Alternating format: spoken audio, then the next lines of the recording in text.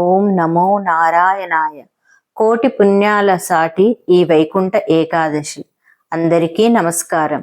మనం ఈరోజు వైకుంఠ ఏకాదశి గురించి, ముక్కోటి ఏకాదశి ప్రాముఖ్యత గురించి తెలుసుకుందాం. ఈ వైకుంఠ ఏకాదశి ఈ 2025లో ఏ రోజున వస్తుంది, వైకుంఠ ద్వారం అంటే ఏమిటి, ఉపవాసం గురించి, ఈ వైకుంఠ ఏకాదశి ఎలా జరుపుకోవాలి అనేది తెలుసుకుందాం. ముక్కోటి ఏకాదశి హిందూ సాంప్రదాయంలో అత్యంత ముఖ్యమైన ఏకాదశి పర్వదినం. ఇది ఏడాదికి ఒకసారి మార్గశిర మాసంలో శుక్లపక్ష ఏకాదశి రోజున వస్తుంది. దీన్ని వైకుంఠ ఏకాదశి అని కూడా అంటారు. ఎప్పుడు వస్తుంది? ముక్కోటి ఏకాదశి 2025లో జనవరి 10న జరుపుకుంటారు. ఇది హిందూ పంచాంగం ప్రకారం శుక్లపక్షంలో వచ్చే ఏకాదశి రోజున ఉంటుంది. కథ: సముద్ర మథనం. చక్కటి పురాణ గాథ ప్రకారం దేవతలు మరియు రాక్షసులు సముద్రాన్ని మదించడం జరిగింది. ఆ సమయంలో అమృతం లభించింది. అమృతాన్ని రక్షించడానికి విష్ణు భగవానుడు మోహిని రూపం ధరించి దేవతలకు అమృతాన్ని అందించారు. ఈ రోజున వైకుంఠంలో దేవద్వారం తెరుచుకుంటుంది. భక్తులు ఈ రోజున ఉపవాసం చేసి దేవాలయాల్లో విష్ణు చక్రం ద్వారా వైకుంఠ ప్రవేశం పొందుతారు. ఈ రోజున 3 కోట్ల దేవతలు ఒకచోట చేరి విష్ణు భగవానుని సేవించడం వల్ల దీన్ని ముక్కోటి ఏకాదశి అని అంటారు.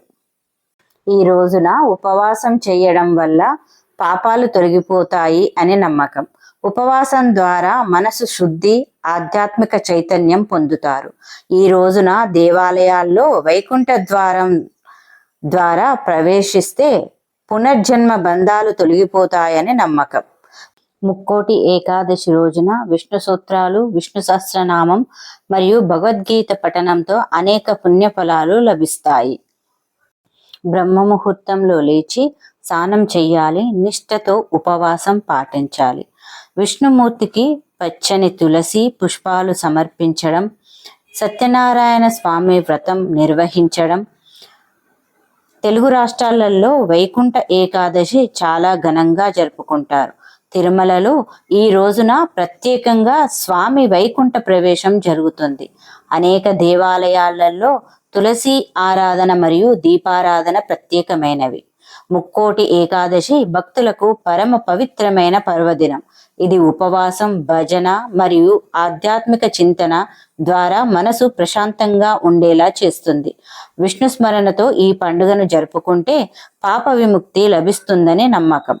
మీరందరూ కూడా ముక్కోటి ఏకాదశి రోజున ఉత్తర ద్వార దర్శనం చేసుకొని ఆయురారోగ్యాలతో ఉండాలని కోరుకుంటున్నాను.